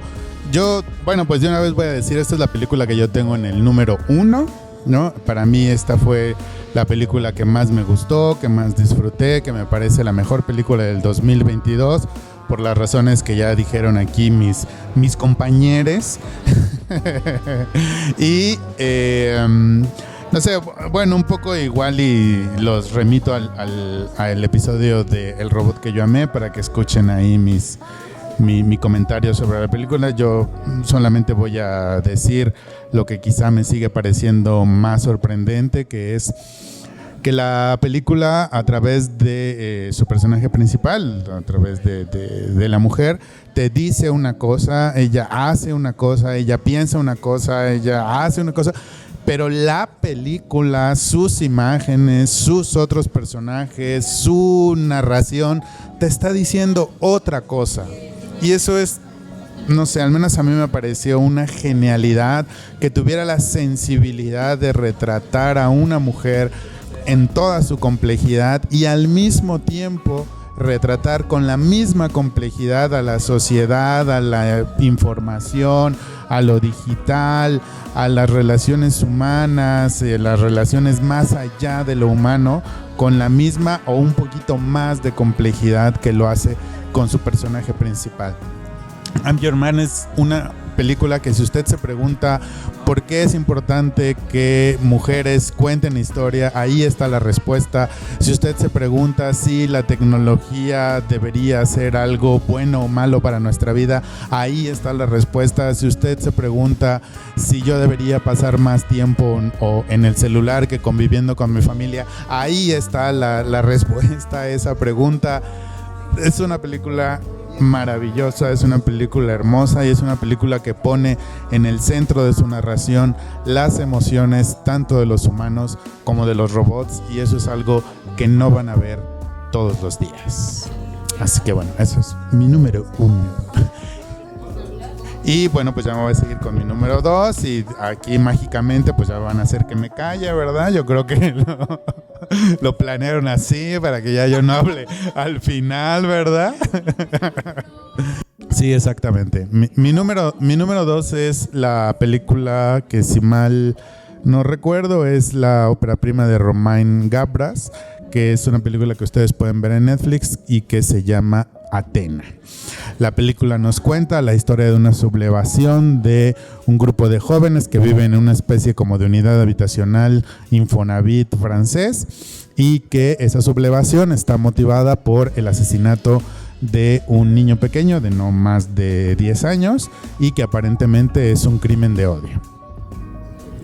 Bueno, en su momento lo platicamos, creo que principalmente con Ale Vega, sobre el papel, el rol, la complejidad del mensaje social y de la policía y de la rebeldía que tenía esta película, y si nos parecía bueno o malo, no sé, pero un poco pensando en la experiencia cinematográfica más que en el tema social. A mí Atenea me gustó muchísimo por eso. Me parece que, una vez más, al igual que en The Northman, estamos en una película que nos hace muchas preguntas, pero que al mismo tiempo es una experiencia cinematográfica. Es una película que está súper loca, la forma en la que está coreografiada, la forma en la que está filmada, la forma en la que está actuada. Hay un detrás de las cámaras en Netflix, por si no lo han... Bueno, si no han visto la película, véanla y luego vean el detrás de cámara, sobre todo de cómo hicieron la primera secuencia, que son más de 10 minutos de un plano, de un plano secuencia, que van desde un primer plano de la cara de un personaje hasta un planísimo general en el techo de esta unidad habitacional. Es una locura, es una pasada de secuencia. No tienen ustedes idea de cómo la emoción que hay ahí está tremenda, ¿no? Entonces a mí me parece que es eso, que es una película que te da una experiencia cinematográfica y que además te permite plantearte temas sociales, temas sobre la policía, sobre los crímenes de odio, sobre la religión. Sí puede ser que la película le falta quizá un poco un posicionamiento más claro sobre todo eso. Quizás sí le falta decir algo que termine de cerrar su mensaje. Sí podría aceptar que la película flaquea un poquito en ese sentido, pero creo que como pura experiencia cinematográfica vale mucho la pena Atenea, y por eso la puse en mi número 2. Es una película que me emocionó mucho. Efectivamente, como dice Alberto, es que visualmente es una locura. La palabra que utilizaste, que es coreografía, me parece perfecta. O sea, me parece que no puedes haberla descrito mejor, porque sí es una coreografía. La forma, estamos hablando de un montón de gente para empezar, ¿no? Porque cuando se arma la revuelta en cuestión, es muchísima la gente involucrada. Estamos hablando de la unidad habitacional entera, y esta unidad habitacional actúa acorde a, pues, la venganza, básicamente, ¿no? Es, tú le hiciste algo a alguien, tú me la vas a pagar. y la forma en la que te lo muestran. Como espectador eres parte de la revuelta porque te hace sentir eso Romain Gavras, y la otra es que visualmente cuando empiezas a ver explosiones, cómo corren, de dónde se alejan, hacia dónde van, que toman posesión de ciertas cosas, ¿no? O que las roban como tal. Todo eso es muy impresionante. Romain Gavras viene de una familia que se dedica al cine, pues no es como que le sepa de la nada, el señor sabe, porque tiene ahí un historial grande de conocimiento, y aquí se nota. O sea, es un hecho que sabes cuando alguien sabe cuando hace algo de esta magnitud, y de verdad no es menor lo que se logra en Atenea. Y tienen que verla por cómo se maneja visualmente y por todo lo que tiene que mostrar en estas cuestiones. Es una película que sí tenemos que revisar. Visualmente tiene mucho que darnos. Dicho lo anterior, el mensaje es muy importante, súper importante. Y para mí el mensaje es: no le haga caso a usted nunca a la policía, siempre tienen la culpa de todo, no confíe en ellos. Por más que la película le quiera dar a entender otra cosa, usted no confíe en ellos. Están aquí como un ejército represor del Estado. No son nuestros amigos, no están para cuidarnos. No se deje llevar por este mensaje de anodino y simplón de ay, pero es que a lo mejor malentendimos. No malentendimos nada. La policía no está para ayudarnos, no son nuestros amigos, no son nunca nadie que quiera hacer algo bien para nosotros, y siempre van a ser corruptos y horribles. Ya, eso es todo lo que tengo que decir. La película vale mucho la pena. No confíen nunca en la policía. Esa es mi enseñanza del día de hoy y de siempre. La policía no me cuida, me cuidan mis amigas. Muy bien. ¡Oh, carajo! Pues más añadir de lo que ya se dijo, pues yo sí me quedaba con la idea, porque el personaje que es el hermano sí cree, ¿no? en el sistema judicial, ¿no? En ese momento en el que dice, ok, es una cosa horrible que nos ha pasado, pero voy a confiar en que en el sistema va a hacer lo que debe de hacer. Pero al parecer, ya sea Francia, ya sea México, ya sea la Bondojito, eso nunca va a suceder. Y pues a veces estas películas digo, bueno, es que más que ficción es realidad, ¿no? O sea, como más bien son documentales. Entonces me pone un poco triste. Por eso creo que mi lista es más alegre. Pero bueno, esto me lleva a mi número 1. Y la número 1 es una película que sí había yo escuchado algo de ella, pero no esperaba sentirme como me sentí cuando la vi en el cine. La película se llama After Sun y es la ópera prima de Charlotte Wells, en donde ella dice que no es autobiográfica, pero yo le creo poco, porque una película tan comprometida, tan llena de pasión y de emoción, no puede no serlo. Habla este filme sobre la relación que hay entre padre e hija de Frankie Curio, que hace el papel de Sophie, y Paul Mescal, que hace el papel de Callum. Callum es un padre bastante joven, estará en sus principios 30s, y Sophie tiene 11 años. Hacen un viaje anual, en este caso a un hotel en construcción, un hotel inclusivo en remodelación en Turquía. Yo pensé, Huastepec. O sea, Huastepec no le pide nada, porque estaba igualito. Y bueno, empieza a manejar estas dinámicas, esta relación entre padre e hija. Y al mismo tiempo podemos ver a la misma Sophie con la edad de su padre, tratando de entender lo que él estaba pasando cuando él tenía, bueno, y ahora su edad, ¿no? En esta dinámica de las vacaciones, pues pasan bastantes cosas, como hablar sobre que pues ya no está con sus padres, están divorciados, pero aún se aman. Bueno, al menos hay cariño. Se despiden siempre con un te amo, y eso le resuena mucho a Sophie. Y pues lo puedo entender, porque finalmente Sophie es producto del amor que alguna vez se tuvo. Entonces, ¿por qué terminar mal con la persona con la que engendraste algo maravilloso, ¿no? Y eso me queda bastante claro. Otra de las cosas es cuestiones en las que ella no entendía en ese momento, como por qué su padre no vive en la misma ciudad que ella, o por qué su padre pues tiene problemas para poder encontrar un trabajo que le guste, que le apasione, que sea una carrera, un modo de vida. Podemos ver a Paul Mescal brillante en esta falsa identidad en la que se muestra feliz con Sophie y trata lo más posible de disfrutar las vacaciones con ella. Hasta vemos que se lleva ciertos libros como para poder lidiar con ello. Hay como de yoga y de relajación, y que lo vemos en algún momento en la pantalla haciéndolo con el solo hecho de poder estar bien con su hija. Entonces es cuando uno se da cuenta que hay algo que no está bien. Luego, bueno, sucede que es su cumpleaños, le cantan el Happy Birthday, y al mismo tiempo pues él no contiene las ganas de llorar en otro momento de las vacaciones, pero es un sollozo de desesperanza, de no saber qué hacer. Incluso hay un momento en la película en la que dice, nunca imaginé llegar a los 30, ¿no? A los 40 menos. Y sí, involuntariamente no puedo dejar de pensar en mi propia experiencia y mi propia relación con mi padre, y saber que a lo mejor en algún momento hemos sido bastante duros y juiciosos, y llegas a una edad, ¿no? Llegamos a una edad en la que podemos entender por qué, a lo mejor no entender, pero sí reconocer por qué se hizo lo que se hizo, o por qué pasó lo que pasó, y cómo es que a veces pues nadie le enseña a los padres a ser padres, sobre todo el personaje de Paul Pascal, que se ve que lo que tuvo no era planeado, no era algo que él había esperado ser.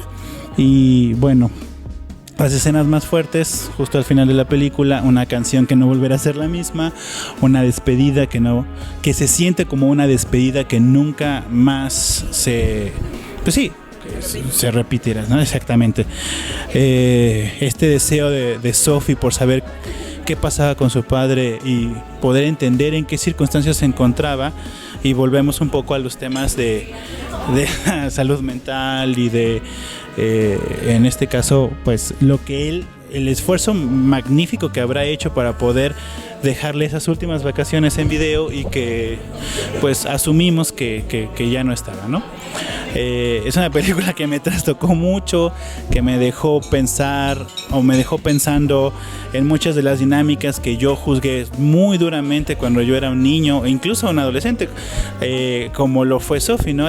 Yo al principio pensé que era una película sobre coming of age, ¿no? Que de la pubertad a la adolescencia, pero pues sí, o sea, sí veo que hice de las muchas cosas que a lo mejor mis padres pudieron o no pudieron hacer, y que ahora ya en los 30 pues dices, pues está cabrón, ¿no? Está cabrón, porque a veces eres padre soltero, eres madre soltera, y haces lo que haces como lo haces, y es lo que toca, y los niños no ven eso, o al menos en esa edad, a los 10, 11 años, no lo vemos. Entonces sí salí yo muy movido, sí salí yo devastado, y creo que es una película que, quieras o no, como sea la relación que tengas con tu padre, te va a hacer pensar en lo que ha o no ha hecho y por qué lo ha o no lo ha hecho. Entonces, pues eso se llevó mi número 1.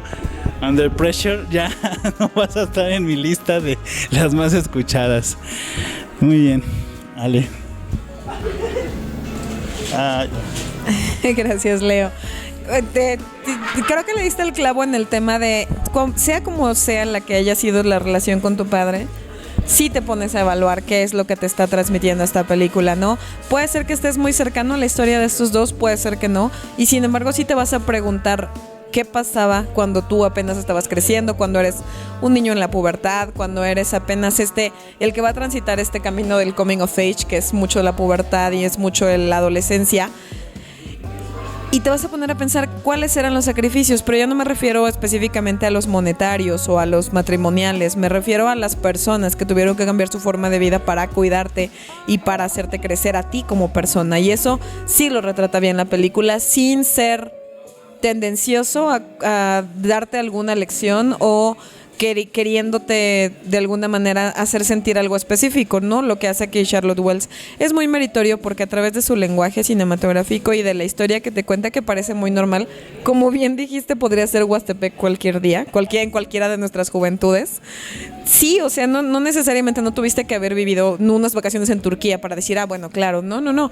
Es unas vacaciones comunes y corrientes que pudo haber tenido cualquiera con sus pros y sus contras, y en los contras y en los corajes y en las buenas y en las malas te pudiste haber sentido identificado con esta película, y sí lo logra. Eso a mí me impresiona muchísimo, porque sí hay algunas partes que aunque no quieras y aunque no tengas precisamente esta propia identidad, sí te pegan ciertas circunstancias.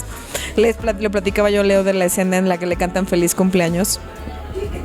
Previo a que él cuenta la historia de cómo en algún momento no se acordaron.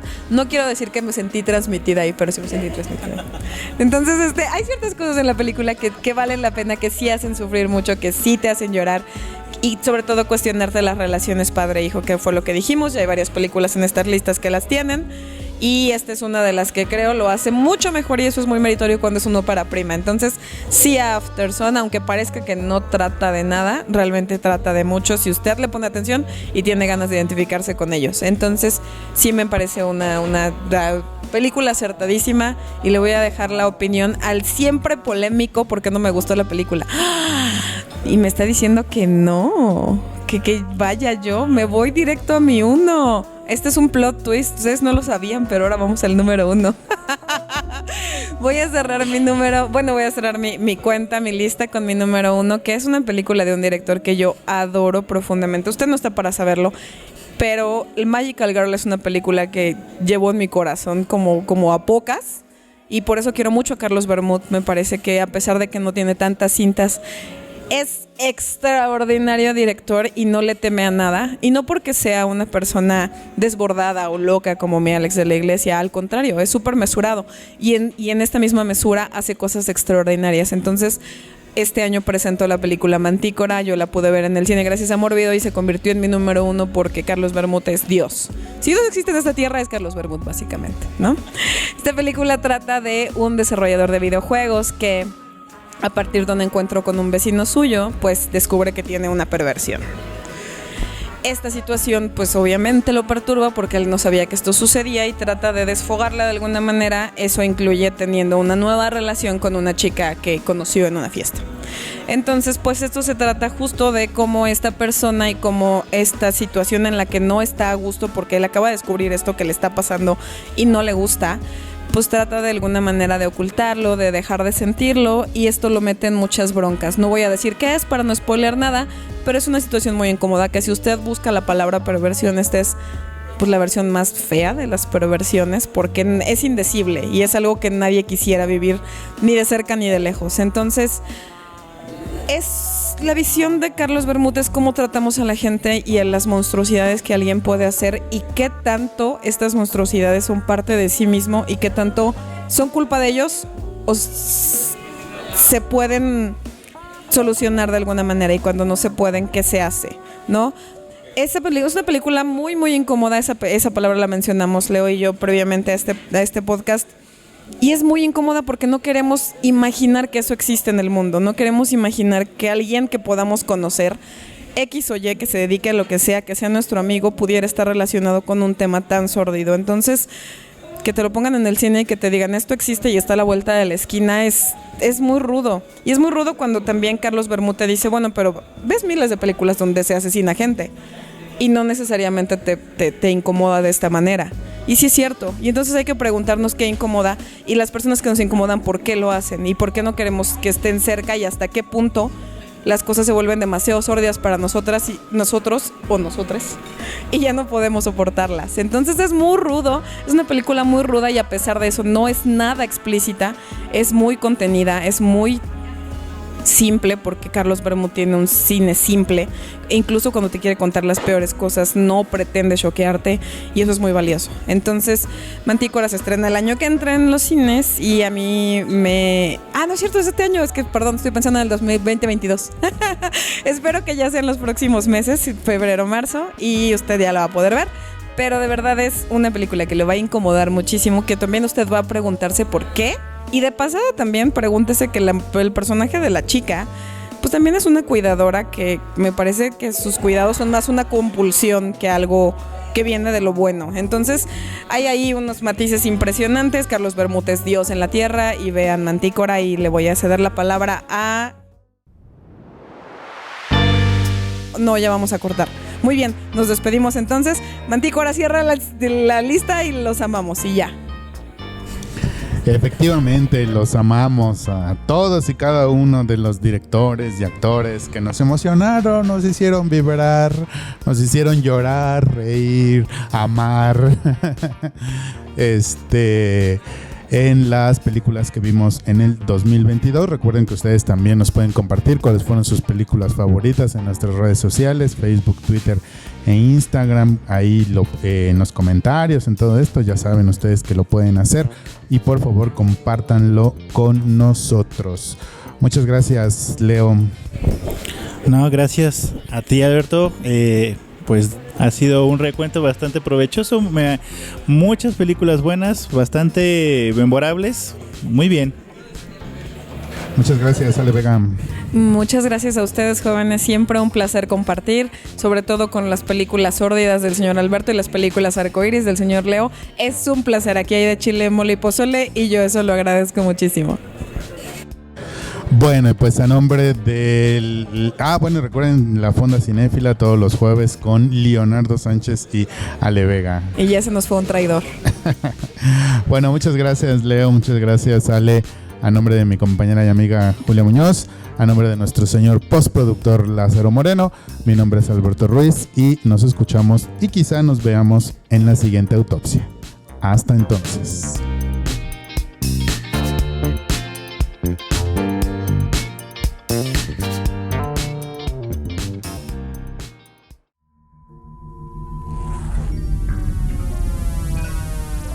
Cineautopsias, podcast de cine.